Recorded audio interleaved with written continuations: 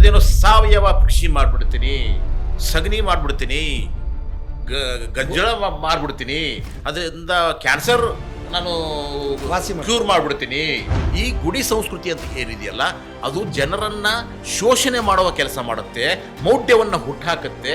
ಅದಕ್ಕಿಂತ ಹೆಚ್ಚಾಗಿ ವರ್ಣಾಶ್ರಮ ಧರ್ಮದ ತಾರತಮ್ಯವನ್ನು ಎತ್ತಿಡಿಯುತ್ತೆ. ಏನು ಪ್ರತ್ಯೇಕ ಧರ್ಮ ಆಗಬೇಕು ಅಂತಂದ್ರೆ ಅದು ಲಿಂಗಾಯತ ವೀರಶೈವ ಸೇರಿಸಿ ಆಗಬೇಕೇ ಹೊರತಾಗಿ ಬರೀ ಲಿಂಗಾಯತ ಆಗಂಗಿಲ್ಲ, ನಾವು ನಿಮ್ಮನ್ನು ಬಿಡಲ್ಲ.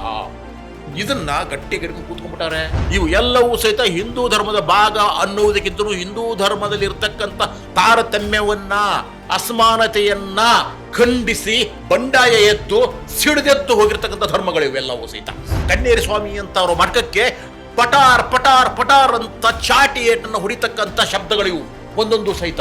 ರೇ ಮಹಾಸ್ವಾಮಿಗಳೇ, ರೇ ಕುಂಕುಮ ಸ್ವಾಮಿಗಳೇ, ಮೊದಲು ಓದಿ ನೀವು ಆದರದ ಕಥೆಯನ್ನು, ಸೋದರ ವಧೆಯನ್ನು ಆಧರಿಸಿ ಕೇಳುವವರು ಮಾದಿಗರು ಸರ್ವಜ್ಞ ಅಂತ ಸರ್ವಜ್ಞ ಹೇಳಿದ್ದೆ ಹೊರತಾಗಿ ಶರಣರು ಹೇಳಿದ್ದಲ್ಲ.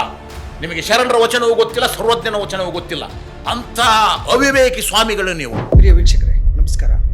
ಇವತ್ತಿನ ಪಾಡ್ಕಾಸ್ಟ್ ನಿಮಗೆ ಇಷ್ಟ ಆಗುತ್ತೆ ಅಂತ ನಾನು ಹೇಳಾರೆ, ಬಟ್ ನಿಮ್ಮನ್ನು ಅಚ್ಚರಿ ಮೂಡಿಸುತ್ತೆ ಮತ್ತು ಒಂದು ಬೆಚ್ಚಿ ಬೀಳಿಸುವ ಚರ್ಚೆ ಇವತ್ತಿನ ಪಾಡ್ಕಾಸ್ಟ್ನಲ್ಲಾಗುತ್ತೆ. ರಾಜಕೀಯ ವಿಶ್ಲೇಷಕರು ಹಾಗೂ ರಂಗಕರ್ಮಿಗಳು ಆದ ಶಶಿಕಾಂತ್ ಯರಳಿ ಸರ್ ಜೊತೆಗಿದ್ದಾರೆ. ನಮಸ್ಕಾರ ಸರ್. ಒಬ್ಬ ವ್ಯಕ್ತಿ ಬಳಸುವ ಪದಗಳು ಯಾವ ರೀತಿ ಅಂತಂದರೆ ಮುಠಾಳ, ಬಡ್ಡಿ ನನ್ನ ಮಗನೇ, ಹಲ್ಕಟ್ ನನ್ನ ಮಗನೇ ಅಂತ. ಇದು ಯಾವುದೋ ಒಬ್ಬ ಸಾಮಾನ್ಯ ವ್ಯಕ್ತಿ ಬಳಸುವಂಥದ್ದಲ್ಲ. ಒಂದು ಮಠದ ಮಠಾಧೀಶ ಇನ್ನೊಂದು ಮಠದ ಮಠಾಧೀಶನಿಗೆ ಬಳಸೋದು. ಅವರು ಎದುರುಗಡೆ ಇದ್ದ ವ್ಯಕ್ತಿ ಕೂಡ ಸಾಮಾನ್ಯ ವ್ಯಕ್ತಿ ಅಲ್ಲ, ಇನ್ನೊಂದು ಮಠದ ಮಠಾಧೀಶ ವ್ಯಕ್ತಿ.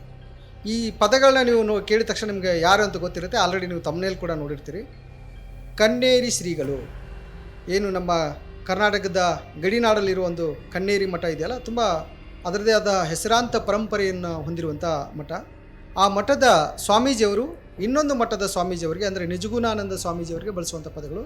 ಅದಷ್ಟೇ ಅಲ್ಲ, ಯಾರು ಬಸವ ತತ್ವಗಳನ್ನು ಪ್ರಚಾರ ಮಾಡ್ತಾ ಇದ್ದಾರೆ, ಬಸವ ವಚನಗಳನ್ನು, ಬಸವಣ್ಣನ ವಿಚಾರ ಕ್ರಾಂತಿಯನ್ನು ಇವತ್ತಿಗೂ ಜೀವಿಸ್ತಾ ಇದ್ದಾರೆ, ಪ್ರಚಾರ ಮಾಡ್ತಾ ಇದ್ದಾರೆ, ಅವ್ರನ್ನ ತಾಲಿಬಾನಿಗಳು ಅಂತ ಕರೆಯೋದು. ಈ ಥರದ ಹಲವಾರು ವಿಚಾರಗಳು ಇವತ್ತಿನ ಪಾಡ್ಕಾಸ್ಟ್ನಲ್ಲಿ ಚರ್ಚೆ ಆಗುತ್ತೆ. ನಮಸ್ಕಾರ ಸರ್.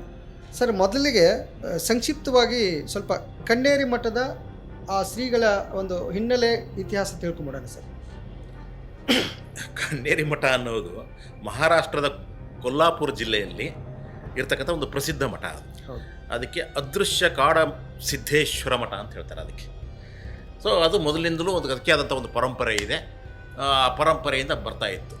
ಆದರೆ ಇವರು ಒಬ್ಬ ವ್ಯಕ್ತಿ ಬಂದು ಆ ಮಠದಲ್ಲಿ ಇರ್ತಕ್ಕಂಥ ಮಠಕ್ಕೆ ಸೇರಿಕೊಂಡು ಅಲ್ಲಿ ಸ್ವಾಮಿಯಾಗಿ ಆ ನಂತರ ಹಲವಾರು ಮಾಡಬಾರದ ಕೆಲಸಗಳನ್ನೆಲ್ಲ ಮಾಡಿ ದುಡ್ಡು ಕಾಸು ಮಾಡಿ ಕೋಟಿ ರೂಪಾಯಿ ಕಾರಲ್ಲಿ ಓಡಾಡಿಕೊಂಡು ಅಲ್ಲಿರ್ತಕ್ಕಂಥ 200 ಎಕರೆ ಜಮೀನು, 200 ಎಕರೆ ಜಮೀನನ್ನು ಅವ್ರಿಗೆ ಸಂಬಂಧಪಟ್ಟಂಥ ಅವ್ರು ಏನೋ ಅವರು ಪೂರ್ವಾಶ್ರಮ ಅವ್ರ ಹೆಸರಿಗೆ ಮಾಡಿ ಅದೇನೋ ಸಾವಯವ ಕೃಷಿ ಮಾಡಿಬಿಡ್ತೀನಿ, ಸಗಣಿ ಮಾಡಿಬಿಡ್ತೀನಿ, ಗಂಜಳ ಮಾಡಿಬಿಡ್ತೀನಿ, ಅದರಿಂದ ಕ್ಯಾನ್ಸರ್ ನಾನು ಕ್ಯೂರ್ ಮಾಡಿಬಿಡ್ತೀನಿ ಅಂತ ಯಾವುದ್ಯಾವುದೋ ಅವೈಜ್ಞಾನಿಕವಾದಂಥ ಸಿದ್ಧಾಂತಗಳನ್ನು ಹೇಳ್ತಾ ರೈತರಿಗೆ ಮಿಸ್ಗೈಡ್ ಮಾಡ್ತಾ ಅದು ಹೆಂಗೋ ಮಾಡಿಕೊಂಡು ಒಂದು ಸ್ವಲ್ಪ ಹಿಂದುತ್ವವಾದಿ ಮತಾಂಧ್ರ ಜೊತೆ ಸೇರಿಕೊಂಡು ಇವರು ಏನು ಮಾಡ್ತಾ ಇದ್ದಾರೆ ಅಂತಂದರೆ ಕೋಟಿಗಳನ್ನು ಲೂಟಿ ಮಾಡಿದ್ದಾರೆ.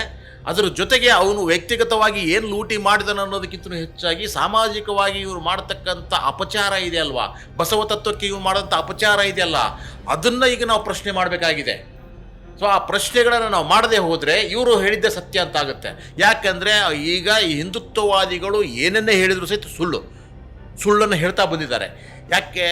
ಈ ಮೊದಲನೇದಾಗಿ ಈ ಸನಾತನ ಧರ್ಮ ಅಂತ ಇತ್ತಲ್ವಾ, ಆ ಸನಾತನ ಧರ್ಮವನ್ನು ವಿರೋಧಿಸಿ ಆ ಸನಾತನ ಧರ್ಮಕ್ಕೆ ಬಹಳ ಪೈಪೋಟಿಯನ್ನು ಕೊಟ್ಟಿದ್ದು ಬೌದ್ಧ ಧರ್ಮ. ಯಾವಾಗ ಅವನೊಬ್ಬ ಋಷ್ಯ ಸಿಂಗ ಅನ್ನೋನೊಬ್ಬ ರಾಜ ಆದನೋ ಎಲ್ಲ ಬೌದ್ಧರನ್ನು ಹುಡುಕಿ ಹೊಡೆದ. ಒಬ್ಬ ಬೌದ್ಧರ ತಲೆ ತಂದರೆ ಇಷ್ಟು ದುಡ್ಡು ಕೊಡ್ತೀನಿ ಬಹುಮಾನ ಅಂತ ಹೇಳಿದವನು. ಇಡೀ ಬೌದ್ಧ ಧರ್ಮವನ್ನೇ ಗಡೀಪಾರು ಮಾಡಿ ದೇಶಾಂತರ ಮಾಡಿದಂಥ ಸನಾತನ ಧರ್ಮ ಇದು. ಅದೇ ರೀತಿಯಾಗಿ ಕರ್ನಾಟಕದಲ್ಲಿ 12ನೇ ಶತಮಾನದಲ್ಲಿ ಈ ಒಂದು ಪುರೋಹಿತಶಾಹಿ ವೈದಿಕ ಧರ್ಮಕ್ಕೆ ಅತ್ಯಂತ ಪ್ರಶ್ನೆಗಳನ್ನ ಇಟ್ಟಿರ್ತಕ್ಕಂಥದ್ದು, ಇದನ್ನು ವಿರೋಧಿಸ್ತಕ್ಕಂಥದ್ದು, ಈ ಒಂದು ಪುರೋಹಿತಶಾಹಿ ಸಂಸ್ಕೃತಿಯನ್ನು ವಿರೋಧಿಸ್ತಕ್ಕಂಥದ್ದು ಯಾವುದಾದ್ರು ಧರ್ಮ ಇದ್ದರೆ ಅದು ಲಿಂಗಾಯತ ಧರ್ಮ. ಎಲ್ಲ ಶ್ರಮಿಕರನ್ನ ಒಟ್ಟುಗೂಡಿಸಿ ಶರಣ. ನಮ್ಮ ಅವರಿಗೆಲ್ಲ ಲಿಂಗ ಕಟ್ಟಿ ಬಸವಣ್ಣವರು ಒಂದು ಶರಣ ಧರ್ಮವನ್ನು, ಬಸವ ಧರ್ಮವನ್ನು ಅಥವಾ ಲಿಂಗಾಯತ ಧರ್ಮವನ್ನು ಸ್ಥಾಪನೆ ಮಾಡಿದರು. ಅದಕ್ಕೆ ಬೇಕಾದಷ್ಟು ವಚನಗಳಲ್ಲಿ ತಮ್ಮ ವಿಚಾರಗಳನ್ನು ಹೇಳ್ತಾ ಬಂದರು. ಸೊ ಈ ರೀತಿಯಾದಂಥ ಒಂದು ಪರಂಪರೆಯನ್ನು ಕಟ್ಕೊಂಡು ಬಂದ್ರಲ್ವಾ, ಇದನ್ನ ಸಹಿಸಕ್ಕಾಗ್ತಾ ಇಲ್ಲ ಈ ಮತಾಂಧರಿಗೆ. ಇಲ್ಲೇ ಒಂದು ಪ್ರಶ್ನೆ ಬರುತ್ತೆ.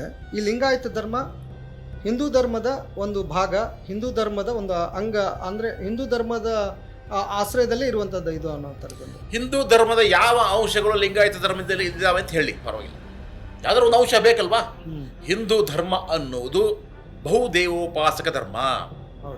ಲಿಂಗಾಯತ ಧರ್ಮ ದೇವೋಪಾಸಕ, ಅದು ಸಹಿತ ಸ್ಥಾವರ ಲಿಂಗವನ್ನಲ್ಲ, ಜಂಗಮ ಲಿಂಗ, ಕರಲಿಂಗವನ್ನು ಮಾತ್ರ. ಅಂದರೆ ಯಾರು ಭಗವಂತ ಮತ್ತು ಭಕ್ತನ ಮಧ್ಯದಲ್ಲಿ ಈ ಮಧ್ಯವರ್ತಿಗಳಿದ್ರಲ್ಲ, ಪೂಜಾರಿಗಳು, ಅರ್ಚಕರು, ಪುರೋಹಿತ ಶಾಹಿಗಳು, ಅವರು ಯಾರ ಹಂಗೂ ನಮಗೆ ಬೇಕಾಗಿಲ್ಲ. ನಮಗೆ ಬೇಕಾಗಿರೋದು ಭಗವಂತನ ಜೊತೆಗೆ ಭಕ್ತ ನೇರ ಸಂವಾದ ಮಾಡಲಿ, ತನ್ನ ಕಷ್ಟ ಸುಖಗಳನ್ನು ಹೇಳ್ಕೊಳ್ಳಿ, ನೆಮ್ಮದಿಯನ್ನು ಪಡೆಯಲಿ ಅನ್ನುವ ದೃಷ್ಟಿಕೋನದಿಂದ ಬಸವಣ್ಣವರು ಪ್ರತಿಯೊಬ್ಬರಿಗೂ ಸಹಿತ ಲಿಂಗಧಾರಣೆಯ ಮಾಡಿ ಆ ಲಿಂಗ ಪೂಜೆ ಮಾಡುವುದನ್ನು ಹೇಳಿಕೊಟ್ರು. ಇದರ ಅರ್ಥ ಏನು ಅಂತಂದರೆ, ಪುರೋಹಿತಶಾಹಿ ಧರ್ಮದಲ್ಲಿ ಈ ದೇವರ ಮಧ್ಯದಲ್ಲಿ, ಭಕ್ತರ ಮಧ್ಯದಲ್ಲಿ ಇರ್ತಕ್ಕಂಥ ಒಬ್ಬ ದಲ್ಲಾಳಿ ಏನಿದ್ರಲ್ಲ, ಆ ಬೇಕಾಗಿಲ್ಲ. ಗುಡಿ ಸಂಸ್ಕೃತಿ ಬೇಕಾಗಿಲ್ಲ. ಯಾಕೆ ಅಂತಂದರೆ, ಈ ಗುಡಿ ಸಂಸ್ಕೃತಿ ಅಂತ ಏನಿದೆಯಲ್ಲ, ಅದು ಜನರನ್ನು ಶೋಷಣೆ ಮಾಡುವ ಕೆಲಸ ಮಾಡುತ್ತೆ, ಮೌಢ್ಯವನ್ನು ಹುಟ್ಟಾಕತ್ತೆ. ಅದಕ್ಕಿಂತ ಹೆಚ್ಚಾಗಿ ವರ್ಣಾಶ್ರಮ ಧರ್ಮದ ತಾರತಮ್ಯವನ್ನು ಎತ್ತಿಡಿಯುತ್ತೆ, ಜಾತಿ ತಾರತಮ್ಯವನ್ನು ಎತ್ತಿಡಿಯುತ್ತೆ. ನೀವು ಶೂದ್ರರು ದೇವಸ್ಥಾನ ಒಳಗಡೆ ಬರಕೂಡದು, ನೀವು ದಲಿತರು ನೀವು ದೂರ ಇರಬೇಕು, ಅಸ್ಪೃಶ್ಯರು. ಸೊ ಈ ರೀತಿಯಾದಂಥ ತಾರತಮ್ಯವನ್ನು, ಸಾಮಾಜಿಕ ಅಸಮಾನತೆಯನ್ನು ಎತ್ತಿ ಹಿಡಿದಂಥ ಧರ್ಮ ಹಿಂದೂ ಧರ್ಮ, ಆಗಿನ ಕಾಲದಲ್ಲಿರ್ತಕ್ಕಂಥ ಸನಾತನ ಧರ್ಮ, ವೈದಿಕ ಧರ್ಮ. ಮತ್ತು ಈ ವೀರಶೈವ ಲಿಂಗಾಯತ ಇದೊಂದು ಜಗಳ ಇದೆ. ನಾವು ವೀರಶೈವರು, ಕೆಲವರು ಏನಾದ್ರು ನಾವು ವೀರಶೈವ ಪರಂಪರೆಯವರು, ನಾವು ಹಿಂದೂ ಧರ್ಮದ ಭಾಗ ಅಂತ ಅವರ ಒಳಗಡೆ ಹೇಳ್ತಾರೆ. ಇಲ್ಲ, ಲಿಂಗಾಯತ ಪ್ರತ್ಯೇಕ ಧರ್ಮ, ಹಿಂದೂ ಧರ್ಮಕ್ಕೂ ಅದಕ್ಕೆ ಇದನ್ನಿಲ್ಲ. ಹಿಂದೂ ಧರ್ಮಕ್ಕೆ ಪರ್ಯಾಯವಾಗಿ, ಅಂದರೆ ಅಲ್ಲಿನ ಏನು ಮೌಢ್ಯಗಳಿದೆಯಲ್ಲ ಅದನ್ನು ವಿರೋಧಿಸಿ ಕುಳಿತು ಧರ್ಮ ಉಟ್ಕೊಂತು ಅಂತ ಹೇಳುವಂಥದ್ದು. ಈ ಲಿಂಗಾಯತ ವೀರಶೈವ ಇದೇನು ಜಗಳ? ಈ ವೀರಶೈವ ಅನ್ನೋದು ಈ ಲಿಂಗಾಯತರ ಮೇಲೆ, ಬೆನ್ನ ಮೇಲೆ ಕುಳಿತು ಸವಾರಿ ಮಾಡ್ತಕ್ಕಂಥ ಒಂದು ದೊಡ್ಡ ಪೆಡಂಭೂತ. ಅದು ಏನು ಹೇಳ್ತೇವೆ, ಲಿಂಗಾಯತರ ಬಿಟ್ಬಿಡ್ರಪ್ಪ, ನಮ್ಮ ಪಾಡಿಗೆ ನಾವು ಇರ್ತೀವಿ ಅಂತಂದ್ರೂ ಸಹ ನಾವು ಬಿಡೋದಿಲ್ಲ, ನಮ್ಮನ್ನು ಬಿಟ್ಟು ಹೆಂಗೆ ಹೋಗ್ತೀರಾ ನೀವು ವೀರಶೈವರು ಅಂತ. ಆಯ್ತಪ್ಪ, ವೀರಶೈವರಿಗೂ ಮತ್ತು ಲಿಂಗಾಯತರಿಗೂ ಸಮೀಕರಣ ಏನಾದರೂ ಇದೆಯಾ, ಹೋಲಿಕೆಗಳು ಏನಾದರೂ ಇದಾವೇನಪ್ಪ? ನೀವು ಜಗತ್ತಲ್ಲಿರ್ತಕ್ಕಂಥ 3 ಕೋಟಿ ಮುಕ್ಕೋಟಿ ದೇವರುಗಳನ್ನು ಪೂಜೆ ಮಾಡೋರು ನೀವು, ಪಂಚಪೀಠಾಧೀಶರು ನಾವಲ್ಲ. ನೀವು ಏನು ಹೆಗಲ ಮೇಲೆ ಸ್ವಾಮೀಜಿಗಳನ್ನ ಹೊತ್ಕೊಂಡು ಓಡಾಡೋರು, ನೀವು ಅಡ್ಡ ಪಲ್ಲಕ್ಕಿ ಉದ್ದ ಪಲ್ಲಕ್ಕಿ ಮಾಡೋರು. ನಮ್ಮಲ್ಲಿ ಆ ಸಂಸ್ಕೃತಿ ಇಲ್ಲ, ಆಯ್ತಾ? ನಿಮ್ಮ ಆಚಾರ ವಿಚಾರಗಳೇ ಬೇರೆ. ಯಾಕಂದ್ರೆ ನೀವು ಪೂರ್ತಿಯಾಗಿ ವೀರಶೈವ ಅನ್ನೋದು ಬ್ರಾಹ್ಮಣೀಕರಣ ಆಗಿರ್ತಕ್ಕಂಥದ್ದು, ಬ್ರಾಹ್ಮಣ್ಯವನ್ನೇ ಆಚರಿಸ್ತಕ್ಕಂಥದ್ದು. ಇಂಥ ಸಂದರ್ಭದಲ್ಲಿ ನಮಗೂ ನಿಮಗೂ ಯಾವ ಸಂಬಂಧವಿಲ್ಲ. ಅವನು ನಾವು ಲಿಂಗಾಯತರ ಗುರುಗಳು, ಆಯ್ತಾ? ನೀವು ಸತ್ರ ನಿಮ್ಮ ತಲೆ ಮೇಲೆ ಕಾಲಿಡಕ್ಕೆ ಬರೋರೆ ನಾವು, ನಿಮ್ಮ ಮನೆ ಓಪನಿಂಗ್ ಇದ್ರೆ ಗಂಟೆ ಅಲ್ಲಾಡ್ಸಕ್ಕೆ ಬರೋರೆ ನಾವು, ಪೂಜೆ ಮಾಡೋರು ನಾವು. ಆದ್ದರಿಂದ ನಾವು ಪಂಚಾಚಾರ್ಯರು. ಆದ್ದರಿಂದ ನಮ್ಮನ್ನು ಬಿಟ್ಟು ನೀವು ಹೋಗೋ ಹಾಗಿಲ್ಲ.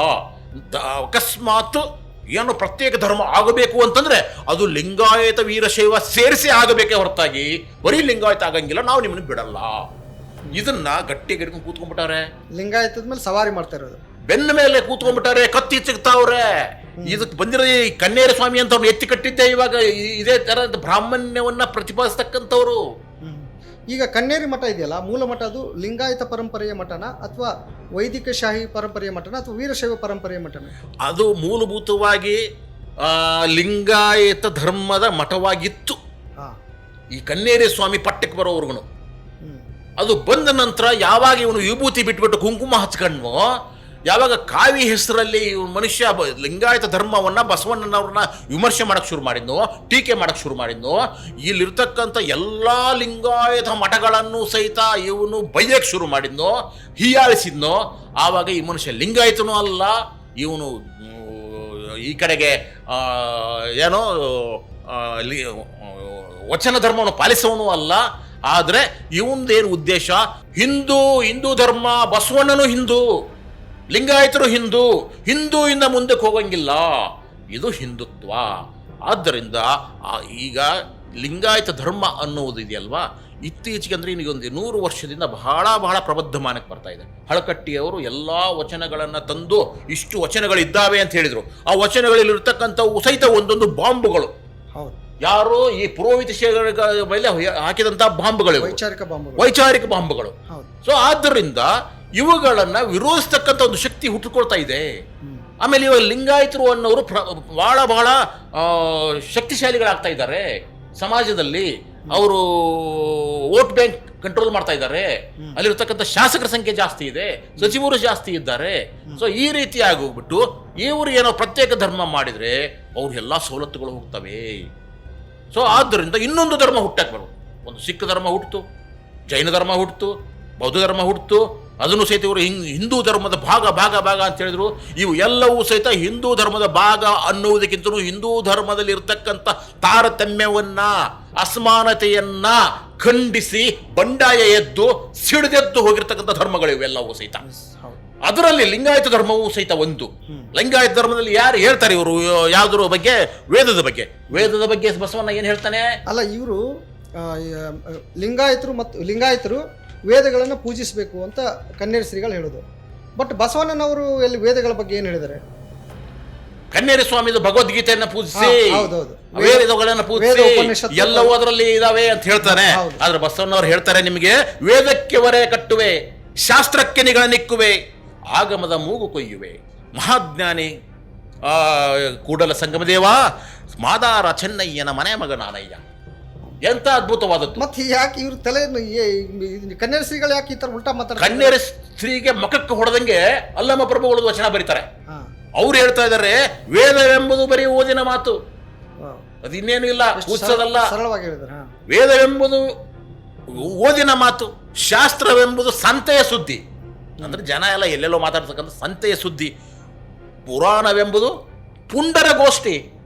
ನೆನಪಿಟ್ಕೊಳ್ಳಿ, ಅಂದ್ರೆ ಎಲ್ಲ ವೈದಿಕಶಾಹಿಗಳಿದ್ದಾರೆ, ಇವರು ಪುಂಡರ ಗೋಷ್ಠಿ ಮಾಡ್ತಾ ಇದ್ದಾರಂತ. ಪುರಾಣವೆಂಬುದು ಪುಂಡರ ಗೋಷ್ಠಿ, ಆಗಮವೆಂಬುದು ಅನ್ನತನ ನುಡಿ, ತರ್ಕವೆಂಬುದು ತಗರ ಹರಟೆ, ಭಕ್ತಿ ಎಂಬುದು ತೋರುಂಬಲಾಭ. ಇದು ಒಂದೇ ಒಂದು ಶಬ್ದ. ಅಂದ್ರೆ ಭಕ್ತಿ ಅನ್ನೋದು ಏನಿದೆ ಅಲ್ವಾ, ಅದನ್ನು ತೋರಿಸಿ ಊಟ ಮಾಡ್ಲಿಕ್ಕೆ ಇರ್ತಕ್ಕಂಥದ್ದು. ಇದು ಪುರೋಹಿತಶಾಹಿಗಳಿಗೇನೆ ಹೇಳ್ತಿರ್ತಕ್ಕಂಥ ಸಾಲು ಇದು. ಇವರು ಭಕ್ತಿಯನ್ನು ತೋರಿಸ್ತಾ ಇದ್ದಾರಲ್ಲ ದೇವರ ಮೇಲೆ, ದೈವದ ಮೇಲೆ, ಗುಡಿಗುಂಡಾರಗಳ ಮೇಲೆ, ಅವೆಲ್ಲವೂ ಸಹಿತ ತೋರುಂಬ ಲಾಭ. ತೋರಿಸಿ ಉಣ್ಣುವ ಲಾಭ ಇದು, ದುಡಿದುಂಬ ಲಾಭ ಅಲ್ಲ ಇದು. ಆದ್ದರಿಂದ ತೋರುಂಬ ಲಾಭ. ಗುಹೇಶ್ವರನೆಂಬುದು ಮೀರಿದ ಗಣವು.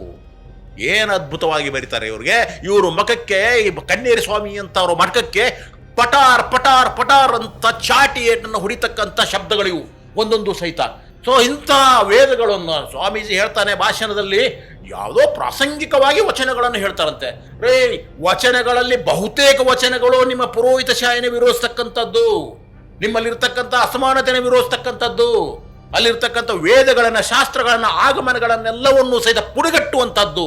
ಇಂಥ ವಚನಗಳು ಇದಾವಲ್ಲ, ಇವುಗಳ ವಿರುದ್ಧ ನೀವು ಹೇಳ್ತಕ್ಕಂಥದ್ದು ಏನ್ರಿ? ಈ ಸ್ವಾಮೀಜಿ ಎಂಥ ಮೂರ್ಖ ಅಂತಂದರೆ, ಅವನು ಹೇಳ್ತಾನೆ ಒಂದು ಇದರಲ್ಲಿ, ಯಾವುದರಲ್ಲಿ, ಅವನು ಭಾಷಣದಲ್ಲಿ ಏನು ಹೇಳ್ತಾರೆ ಅಂತಂದರೆ, ಮಹಾಭಾರತವನ್ನು ಮತ್ತು ರಾಮಾಯಣವನ್ನು ವಿರೋಧಿಸ್ತಾ ಇದ್ದಾರೆ ಇವರು. ಬಸವಣ್ಣವರು ಹೇಳಿದ್ದಾರೆ, ಏನು ಹೇಳಿದ್ದಾರೆ ಬಸವಣ್ಣವರು ಮತ್ತು ಶರಣರು? ಹಾದರದ ಕಥೆಯನ್ನು ಸೋದರರ ವಧೆಯನ್ನು ಅಂತ ಹೇಳ್ತಾ ಇದ್ದಾರೆ. ಇದು ತಪ್ಪು ಅಂತ ಹೇಳ್ತಾರೆ. ಮಹಾಸ್ವಾಮಿಗಳೇ, ಕುಂಕುಮ ಸ್ವಾಮಿಗಳೇ, ಮೊದಲು ಓದಿ ನೀವು. ಹಾದರದ ಕಥೆಯನ್ನು, ಸೋದರ ವಧೆಯನ್ನು ಆಧರಿಸಿ ಕೇಳುವವರು ಮಾದಿಗರು ಸರ್ವಜ್ಞ ಅಂತ ಸರ್ವಜ್ಞ ಹೇಳಿದ್ದೆ ಹೊರತಾಗಿ ಶರಣರು ಹೇಳಿದ್ದಲ್ಲ. ನಿಮಗೆ ಶರಣರ ವಚನವೂ ಗೊತ್ತಿಲ್ಲ, ಸರ್ವಜ್ಞನ ವಚನವೂ ಗೊತ್ತಿಲ್ಲ. ಅಂಥ ಅವಿವೇಕಿ ಸ್ವಾಮಿಗಳು ನೀವು. ಇಂಥದ್ರಲ್ಲಿ ಅವುಗಳನ್ನು ಮತ್ತೆ ಉದ್ಧರಿಸ್ತೀರಾ. ಓಹೋ ಅಂತ ನಿಮ್ಮಲ್ಲಿ ಇರ್ತಕ್ಕಂಥ ಭಕ್ತ ಮಹಾಶಯರುಗಳಿದಾರಲ್ಲ, ಈ ಅಂಧಭಕ್ತರೆಲ್ಲ ಸೇರಿಸಿಕೊಂಡು ಚಪ್ಪಾಳೆ ಹೊಡಿಸ್ಕೊಳ್ಳೋ ಕೆಲಸ ನೀವು ಮಾಡ್ತಾ ಇದ್ದೀರಲ್ವಾ. ಆದರೆ ಮೊದಲು ನೀವು ಬಸವದ್ರೋಹಿ ಕೆಲಸ ಮಾಡ್ತಾ ಇದ್ದೀರಾ. ಈ ಬಸವದ್ರೋಹಿ ಕೆಲಸವನ್ನು ಬಿಡಿ. ಮೊದಲು ನೀವು ಹೇಳ್ತಾ ಇದ್ದೀರಾ, ಈ ಕಡೆಗೆ ಲಿಂಗಾಯತರು ಮತ್ತು ವೀರಶೈವರು ಒಂದು ಅಂತ ಘೋಷಣೆ ಮಾಡಿ ಅಂತ ಹೇಳ್ತೀರಾ. ಹೌದು, ಆಯ್ತಾ? ಒಂದು ಅಂತ ಘೋಷಣೆ ಮಾಡಿ ಅಂತಂದ್ರೆ ನೀವ್ಯಾರ್ರಿ ಅದನ್ನು ಹೇಳೋದಕ್ಕೆ? ಅಲ್ಲ, ಇವ್ರನ್ನ ಈ ಕನ್ನೇರಿ ಮಠದ ಅಜ್ಜವ್ರು ನೋಡಿದರೆ ಒಂದು ರೀತಿ ರೌಡಿ ನೋಡಿದಂಗೆ, ಅವ್ರ ಮುಖನೇ ಒಂಥರ ಅಷ್ಟು ರಾರ ಅನಿಸುತ್ತೆ. ಈ ಮಠಕ್ಕೆ ಪೀಠಾಧಿಪತಿ ವಟುಗಳನ್ನ ಆಯ್ಕೆ ಮಾಡುವಾಗ, ಅದು ಪೀಠಾಧಿಪತಿ ಆಯ್ಕೆ ಮಾಡುವಾಗ ಎಟ್ಲೀಸ್ಟ್ ಒಂದು ಕನಿಷ್ಠ ಅವರು, ನಾನು ಅದು ಅವ್ರು ಏನು ಇದು ಇರುತ್ತೋ ಗೊತ್ತಿಲ್ಲ, ನಾನು ಕ್ಷಮಿಸಿ, ಅದನ್ನ ಅವ್ರನ್ನ ಅವಹೇಳನ ಮಾಡಬೇಕಂತಲ್ಲ. ಇವರು ವಚನಗಳನ್ನ ಓದ್ಕೊಂಡಿದ್ದಾರೋ ಇಲ್ಲೋ ಅನ್ನೋದನ್ನೆಲ್ಲ ತಿಳ್ಕೊಂಡು ಈ ವಚನಗಳಿಗೆ ಬಸವಣ್ಣನ ತತ್ವಗಳಿಗೆ ಬದ್ಧರಾಗಿದ್ದಾರೆ ಅನ್ನೋ ತಿಳ್ಕೊಂಡು ಇವ್ರನ್ನ ಮಠಕ್ಕೆ ಪೀಠಕ್ಕೆ ಕೂಡಿಸ್ಬೇಕಾಗಿತ್ತು. ಆದರೆ ಇದು ಯಾಕೆ ಇದನ್ನ ಹೇಳಿದಂದರೆ, ಯಾರು ಪೀಠಕ್ಕೆ ಇವ್ರನ್ನ ತೊಗೊಂಡು ಬಂದರೋ ಅವರನ್ನೇ ಇವರು ಮಠದಿಂದ ಹೊರಗೆ ಹಾಕಿ ಅವರ ಒಂದು ಸಂಸ್ಕಾರ, ಅಂತಿಮ ಸಂಸ್ಕಾರ ವಿಧಿವಿಧಾನವೂ ಒಂದು ಸಕ್ರಮದ ರೀತಿಯಲ್ಲಿ ಏನು ಒಂದು ಗೌರವಯುತವಾಗಿ ನಡೆಸಿಕೊಟ್ಟಿಲ್ಲ ಅನ್ನೋದೊಂದು ಆರೋಪ ಇವ್ರ ಮೇಲೆ ಇದೆ ಹಳೆ ಇದರಲ್ಲಿ. ಗೆದ್ದಲು ಮಠಗಳು ಕಟ್ತವೆ, ಇಂಥ ಹಾವುಗಳು ಹುತ್ತವನ್ನು ಸೇರ್ತವೆ. ಇದೇ ಆಗಿರ್ತಕ್ಕಂಥದ್ದು. ಅಂದರೆ ಯೋಗ್ಯತೆಯ ಮೇಲೆ, ಅರ್ಹತೆ ಮೇಲೆ, ಅವರ ಈ ತಿಳುವಳಿಕೆಯ ಮೇಲೆ ನಾವು ಮರಿಯನ್ನು ಬಿಡೋದಾಗ್ಲಿ ಅಥವಾ ಪಟ್ಟಕ್ಕೆ ಕಟ್ಟೋದಾಗ್ಲಿ ಮಾಡ್ತಕ್ಕಂಥ ಕೆಲಸ ಹಳೇದಾಗಿ ಇದು ಯಾಕೆಂದರೆ ಇದು ನೀವು ಇದೇ ಹೇಳಿದ್ಮೇಲೆ ಇವ್ರು ಮಠಕ್ಕೆ ಸೇರ್ಕೊಂಡು ಮಾಡಿದ್ಮೇಲೆ ಒಂದೊಂದೆಲ್ಲ ಇವ್ರು ಮಾಡಿದ್ದು. ಈಗ ಎಲ್ಲ ಗೊತ್ತಿರೋ ಹಾಗೆ 200 ಎಕರೆನ ಅವರ ಪೂರ್ವಾಶ್ರಮದವ್ರು ಮಾಡಿರೋದು, ಅಥವಾ ಅವ್ರನ್ನ ರಾತ್ರಿ ಹೋಗಿ ಆ ಪೂರ್ವಾಶ್ರಮದ ಸಂಬಂಧಿಕರನ್ನ ಆ ದ್ರಾಕ್ಷಿ ತೋಟಗಳನ್ನೆಲ್ಲ ವಿಸಿಟ್ ಮಾಡಿ ಬರುವಂಥದ್ದು. ಅದು ಅಲ್ಲದೆ ಇದೇನು ಅಗ್ರಿಕಲ್ಚರ್, ನಾನು ಒಂದು ಬೂದಿಯಿಂದ ಅಥವಾ ಒಂದು ಗೋಮೂತ್ರದಿಂದ ಇಡೀ ಕ್ಯಾನ್ಸರ್ನ ನಿಯಂತ್ರಣ ಮಾಡ್ತೀನಿ ಅನ್ನುವಂಥದ್ದು, ಅದಕ್ಕೆ ಪ್ರೂವ್ ಎಲ್ಲಿದೆ? ಅಥವಾ ಯಾವುದಾದ್ರೂ ವೈದ್ಯಕೀಯ ಶಾಸ್ತ್ರ, ವೈದ್ಯಕೀಯ ಕಾಲೇಜು, ಯೂನಿವರ್ಸಿಟಿ ಇದು ನಾವು ಗೋಮೂತ್ರದಿಂದ ಕ್ಯಾನ್ಸರ್ ಇದು ನಿವಾರಣೆ ಆಗುತ್ತೆ ಅಂತ ಒಂದು ಇದು ಮಾಡಿದ್ದಾರೆ. ನಾವು ಗೋವನ್ನು ಒಂದು ಪ್ರೀತಿಸೋಣ, ಬಟ್ ಪೂಜಿಸಿ ಅದರಿಂದ ಕ್ಯಾನ್ಸರ್ ಕಡಿಮೆ ಆಗುತ್ತೆ, ಎಲ್ಲ ರೋಗಗಳು ಅದೇ ಮದ್ದು, ಮತ್ತು ಗೋಮೂತ್ರ ಮತ್ತು ಸಗಣಿಯಿಂದನೇ ನಾವು ಅತ್ಯಂತ ಲಾಭದಾಯಕ ಕೃಷಿ ಮಾಡ್ಬೋದು ಅಂತೆಲ್ಲ ಹೇಳಿಕೆ ಕೊಡ್ತಾರಲ್ಲ, ಇದಕ್ಕೆಲ್ಲಿ ಪ್ರೂವ್ ಇದೆ ಅಂತ? ಇದು ಎಲ್ಲದಕ್ಕೂ ಸಹಿತ ಮೌಢ್ಯವೇ ಇದೆ ಹೊರತಾಗಿ ಯಾವುದೂ ವೈಜ್ಞಾನಿಕ ಕಾರಣಗಳಿಲ್ಲ. ಇತ್ತೀಚೆಗೆ ವೈಜ್ಞಾನಿಕ ಅಧ್ಯಯನಗಳು ಹೇಳ್ತಾ ಇದ್ದಾವೆ, ಯಾವುದೇ ಕಾರಣಕ್ಕೂ ಗೋವಿನ ಸಗಣಿಯಿಂದಾಗಲಿ ಮೂತ್ರದಿಂದಾಗಲಿ ಯಾವ ಕ್ಯಾನ್ಸರು ಯಾವ ರೋಗವು ಗುಣವಾಗುವುದಿಲ್ಲ ಅಂತ ಬಿಟ್ಟು ವೈಜ್ಞಾನಿಕ ಹೇಳಿದ್ದಾರೆ. ಕೋರ್ಟು ಹೇಳ್ತಾ ಇದೆ ಅದನ್ನು. ಆದರೆ ಇವರು ಏನು ಮಾಡ್ತಾರೆ, ಜನರಿಗೆ ಅದೆಲ್ಲ ಗೊತ್ತಿರೋದಿಲ್ಲ. ಆದ್ದರಿಂದ ಇದನ್ನು ಏನು ಮಾಡ್ತಾ ಇದ್ದಾರೆ, ಗೋವು ಪವಿತ್ರ, ಅದು ಹಾಕುವ ಮಲಮೂತ್ರಗಳು ಪವಿತ್ರ ಅನ್ನೋ ಒಂದು ಹಿಂದಿನಿಂದ ಬಂದಿರತಕ್ಕಂಥ ಸನಾತನವಾದಿ ಧರ್ಮವನ್ನು, ಸನಾತನವಾದಿ ಒಂದು ಪ್ರಪಗಂಡವನ್ನು ಮಾಡ್ತಾ ಹೋಗ್ತಾ ಇದ್ದಾರೆ. ಸೊ ಆದ್ದರಿಂದ ಮೊದಲು ಬೇಕಾಗಿರೋದು, ಈಗ ವಿಶ್ವರಾಧ್ಯ ಸತ್ಯಂಪೇಟೆ ಅವ್ರದ್ದು ಒಂದು ವಿಡಿಯೋ ನೋಡ್ತಾ ಇದ್ದೆ ನಾನು. ಲಿಂಗಾಯತ ಧರ್ಮವನ್ನು ಪೂರ್ತಿ ಮುಗಿಸ್ಲಿಕ್ಕೆ ಈ ಕನ್ನೇರಿ ಮಟ್ಟದ ಅಜ್ಜರಿಗೆ ಯಾರೋ ಸುಪಾರಿ ಕೊಟ್ಟಿರ್ಬೋದು ಅಂತಂದರೆ ಇವರು ಈ ರೀತಿ ಮಾತಾಡೋಕ್ಕೆ ಏನು ಕಾರಣ ಇರ್ಬೋದು ಅಂತ. ಏನಾದರೂ ಯಾವುದಾದ್ರೂ ಒಂದು ಆ ಥರ ಮೂಲಭೂತ ಸಂಘಟನೆ ಜೊತೆ ಇವರು ಹೊಂದಾಣಿಕೆ ಮಾಡಿಕೊಂಡು ಏನಾದರೂ ಮಾಡ್ತಿದ್ದಾರಾ ಅಂತ.